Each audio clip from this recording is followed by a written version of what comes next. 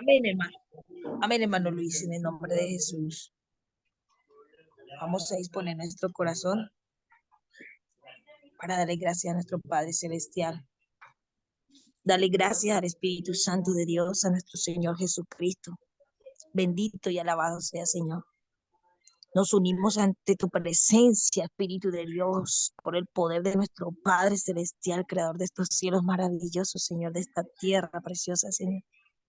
Agradecidos por tu gran misericordia de traernos a la vida, Señor.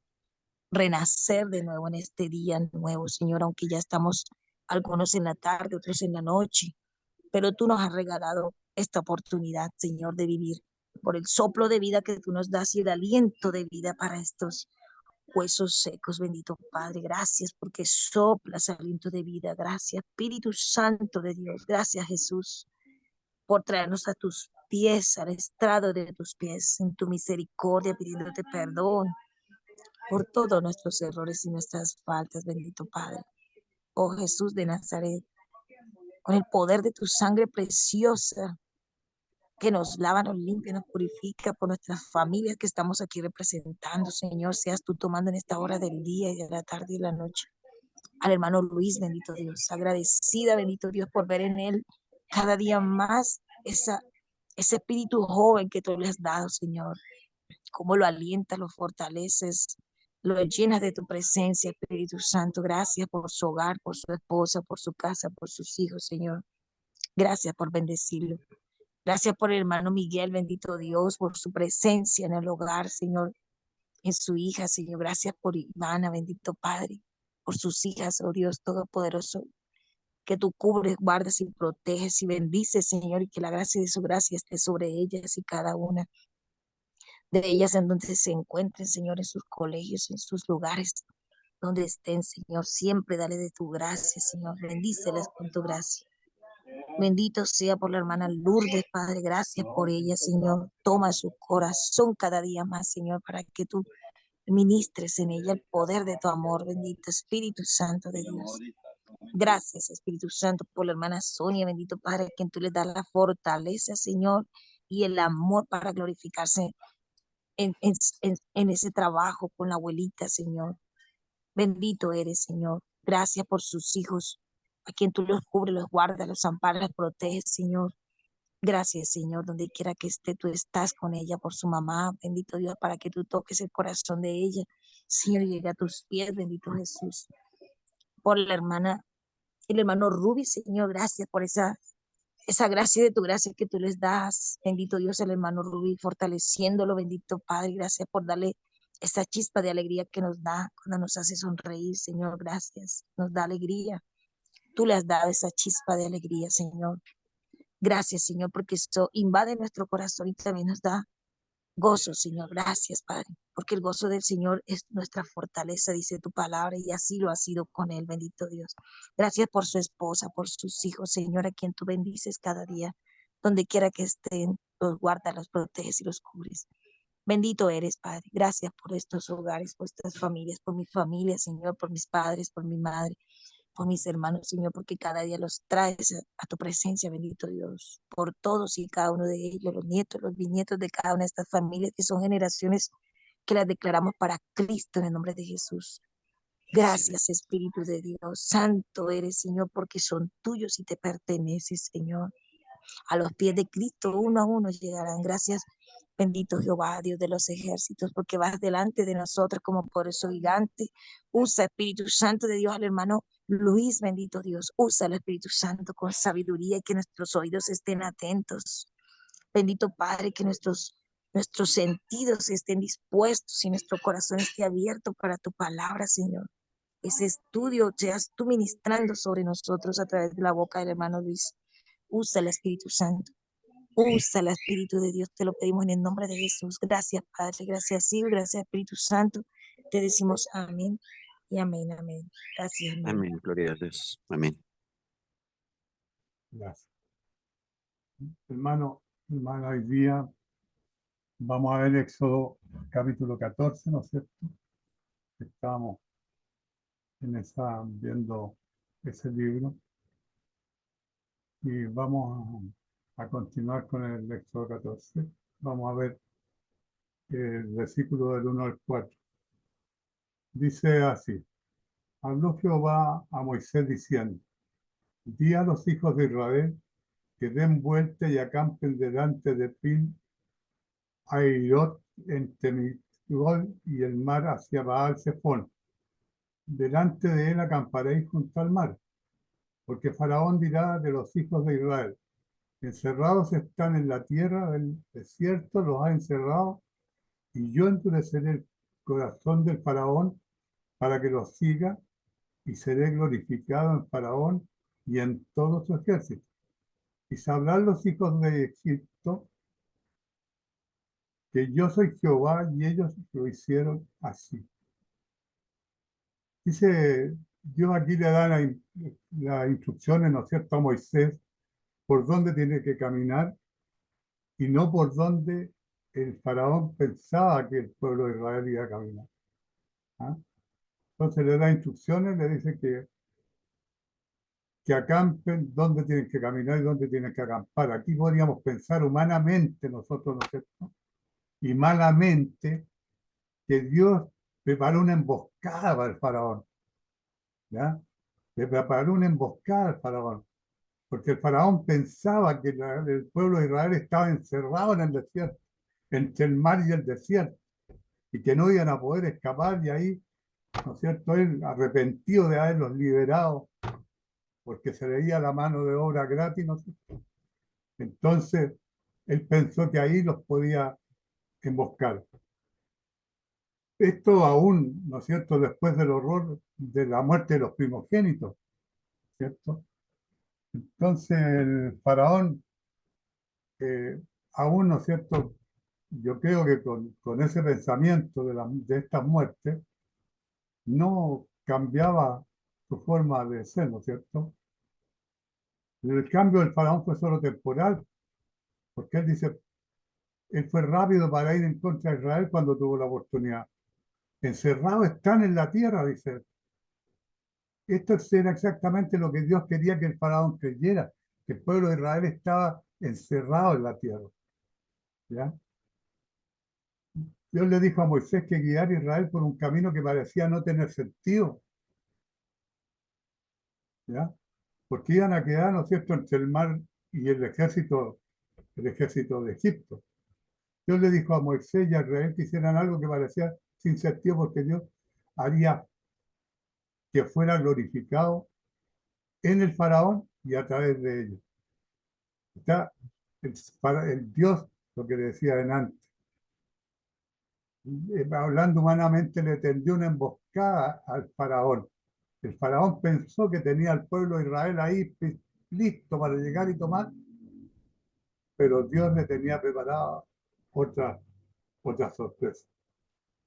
Vamos a leer perdón, del 5 al 9.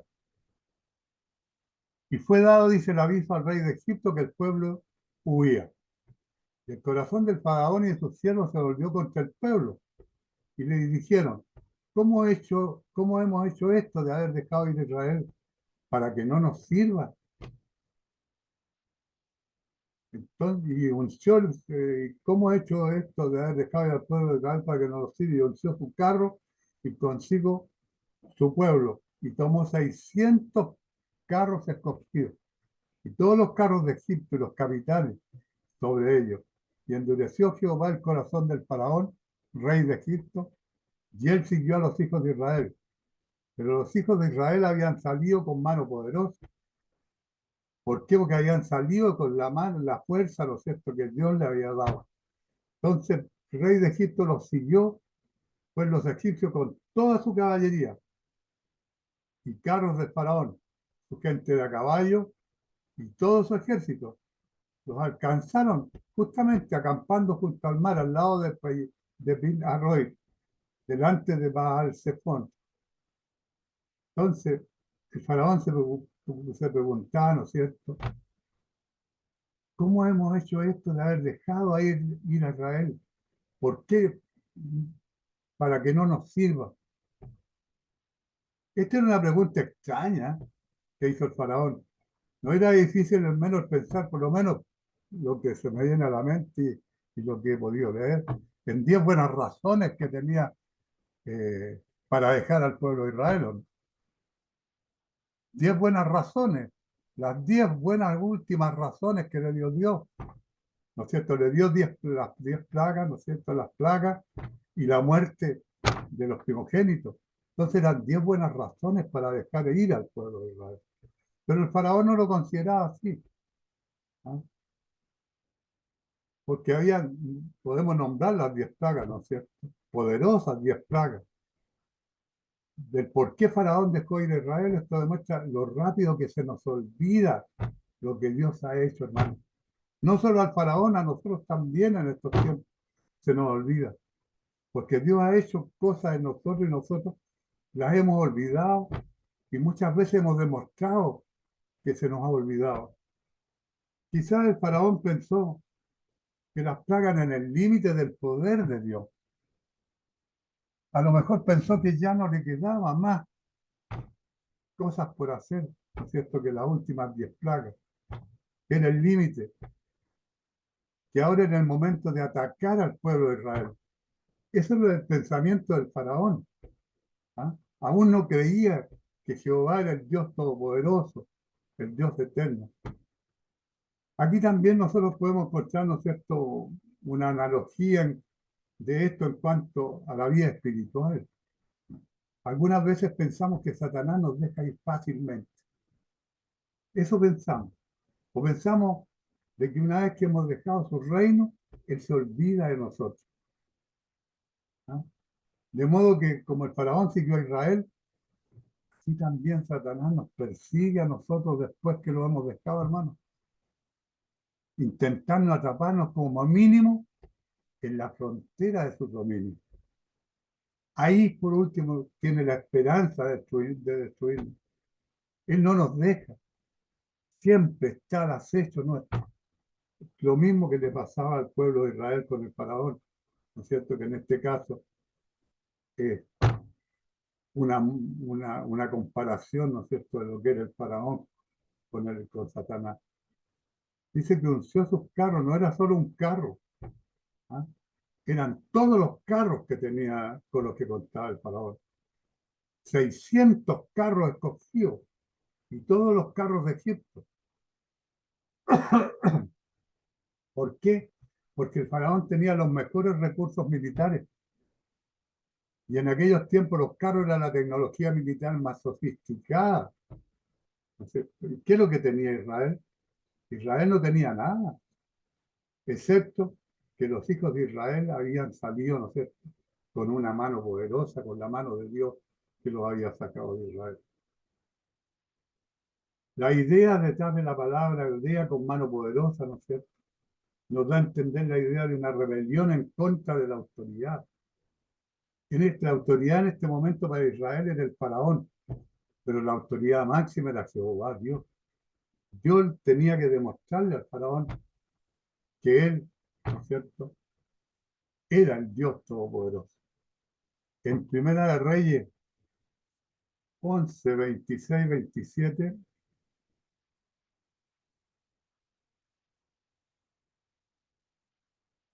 dice así: también Joroboam hizo a Nabat, aidateo de Serada, siervo de Salomón, cuya madre se llamaba Zeruar, la cual era viuda, y alzó su mano contra el rey. Vemos nosotros, ¿cierto?, la naturaleza de la rebeldía. La rebeldía de Israel era buena, pero estaba contra el faraón de Faraón y contra todo lo que representaba. Pero era mala. ¿Cuándo se volvía mala? Cuando era contra Jehová o contra Moisés. Lo que pasaba con Jorobán, ¿no es cierto? Que él se fue contra el rey. ¿Ya? El problema de la mayoría de los rebeldes es que ellos se rebelan en contra de las cosas equivocadas muchas veces, ¿cierto? No siempre contra lo que tienen que rebelarse. Vamos a ver el versículo 10 al 12. Y cuando Faraón se hubo acercado, los hijos de Israel alzaron sus ojos. Y he aquí que los egipcios venían tras ellos. Yo a esta parte le llamo entre la espada y la pared, o entre la espada y el mar, porque no tenían dónde huir. Tenían al ejército de Egipto y al frente tenían el mar, ¿no es cierto? Y clamaron a Jehová en gran manera y dijeron a Moisés, ¿no habían sepulcros en Egipto que nos has sacado para que murmuráramos para que muramos en el desierto? ¿Por qué has hecho así con nosotros, que nos has sacado de Egipto? ¿No es esto lo que te hablamos en Egipto diciendo, déjanos servir a los egipcios, porque mejor nos fuera servir a los egipcios que morir nosotros en el desierto? O sea, el pueblo de Israel continuaba, ¿no es cierto?, con esta duda, con esta falta de confianza en Dios y en Moisés. Yo creo que más en Moisés que la desconfianza que tenían en Dios. Ellos tenían razón en tener miedo, porque me imagino ver el mar al frente y un ejército detrás de ellos, es como para tener miedo, ¿ya? Estaban frente al Mar Rojo y al otro lado, ¿no es cierto?, tenían este tremendo ejército. No tenían ninguna oportunidad de escapar el pueblo de Israel, si eso hubiese quedado así. Pero ellos tenían que tener confianza, ¿no es cierto? Dios dirigió a los israelitas, ¿no es cierto?, a lo que parecía ser una trampa, porque no había manera de escapar excepto el camino por el cual habían llegado. Y en ese camino estaba el ejército egipcio esperándolo. Humanamente hablando, ellos podían fácilmente vencer a los israelitas porque los israelitas estaban desarmados, ¿ya? No tenían nada. Y más encima cansados porque habían llegado caminando. Ellos venían de a caballo, en carro, ¿no es cierto? Pero los israelitas venían caminando. ¿Quién podría oponer resistencia en contra de la caballería y los carros de guerra? No creo que los israelitas hubieran podido. No habían dos caminos por elegir. Ellos no podían omitir el camino, pues ellos necesitaban marchar a través del mar. Era la única salida que tenían. No había cabida para la duda. Su camino estaba amurallado y ellos no podían perderse. ¿Ya? Los hijos de Israel, dice, clamaron a Jehová. Israel hizo lo correcto cuando nos encontramos en lugares peligrosos y sin salidas fáciles de encontrar debemos declamar a Dios, porque Dios es nuestro amparo y fortaleza, nuestro auxilio en la tribulación. Perdón un segundito porque me están controlando.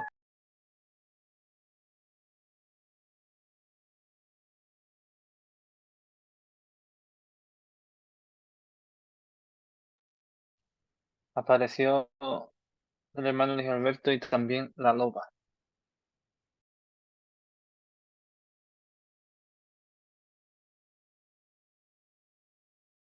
Sí, yo escuché como un lobo. Yo dije, ay, Dios mío. Sí, el lobo. Entonces dice que los hijos de Israel, perdón hermano, pero estaba llamando el control, llamaron a Jehová y dice, Israel hizo lo correcto cuando nos encontramos en lugares peligrosos y sin salidas fáciles de encontrar. Debemos clamar a Dios, porque Dios es nuestro amparo, nuestra fortaleza, nuestro pronto auxilio en la tribulación. Es lo que nos queda por hacer, ¿no es cierto?, como cristianos. Pero bueno, vemos que el pánico de la gente es difícil de evadir al pensar en sus circunstancias. Le dicen, no habían sepulcros en Egipto que nos ha sacado para que muramos en el desierto. Su temor y su clamor a Jehová tenían sentido, pero sus palabras hacia Moisés reflejaban poca fe y una falta de confianza en Dios también. Ninguna mente razonable podría pensar que Moisés había planeado todo esto, ¿no es cierto?, para dirigir al pueblo de Israel a su muerte en medio del desierto. Yo creo que nadie podía pensar, imaginarse en una cosa así. Moisés no dijo o hizo nada que pudiera soportar dichas acusaciones. Aún así los hijos de Israel pensaban de esta manera, desconfiaban de Moisés. Ellos se burlaron en tono más satírico posible, ya que Egipto se especializaba en sepulcros, hermano. No nos olvidemos que los sepulcros más hermosos eran de los egipcios, ¿no? Mejor sería servir a los egipcios. Israel no tenía ni una semana fuera de Egipto, había comenzado a distorsionar el pasado, pensando que era mejor para ellos estar en Egipto de lo que realmente era. Versículo 13 al 14 dice, y Moisés dijo al pueblo, no temáis, estad firmes y ved la salvación que Jehová hará hoy con vosotros. Los egipcios que hoy habéis visto, nunca más para siempre los veréis. Jehová peleará por vosotros y vosotros estaréis tranquilos. No temáis. En este punto Moisés no sabía cómo Dios les ayudaría en esta situación. No sabía todavía. ¿Ah? Todo lo que él sabía era que Dios ciertamente les ayudaría. En este sentido, Moisés sabía que él estaba en una mala situación, la cual Dios tenía que atravesar. Cuando vemos que nuestra única ayuda es Dios, entonces tenemos más inclinación a confiar en Él. Algunas veces, en las cosas pequeñas, las cosas que pensamos que podemos hacer en nuestras propias fuerzas, las cuales nos desaniman. No en las cosas grandes, en las que Dios solamente las puede hacer. Estar firme. Estar firme. Siempre tenemos que estar firmes. Moisés le dijo al pueblo de Israel que se detuviera. Está a menudo la dirección del Señor para el creyente en tiempo de crisis. La desesperación nos arrojará al piso, la cual nos impedirá que nos levantemos. El miedo nos dirá que nos retiremos, que arranquemos, ¿no es cierto? La impaciencia nos dirá que hagamos algo ahora. La presunción nos dirá que nos arrojemos al Mar Rojo antes de que sea partido en dos. Aún así Dios le dijo a Israel que él a menudo nos dice que simplemente estemos firmes y estemos tranquilos, mientras que Él revela su plan. El Señor nos muestra sus planes a través de la palabra. Nosotros solo tenemos que confiar en Él.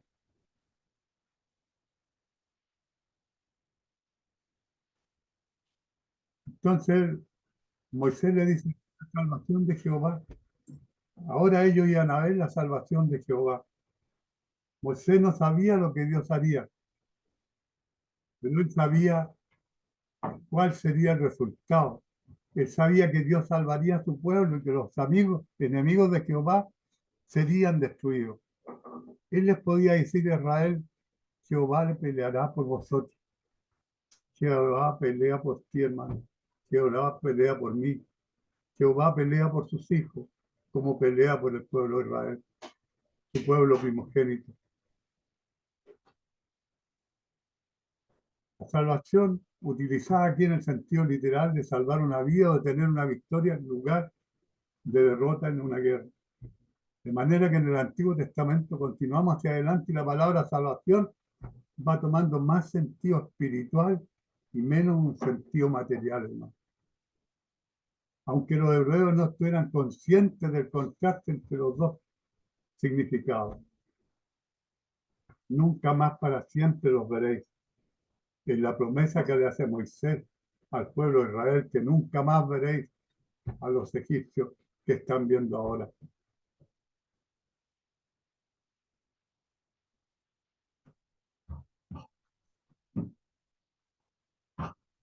Éxodo, seguimos del 15 al 18.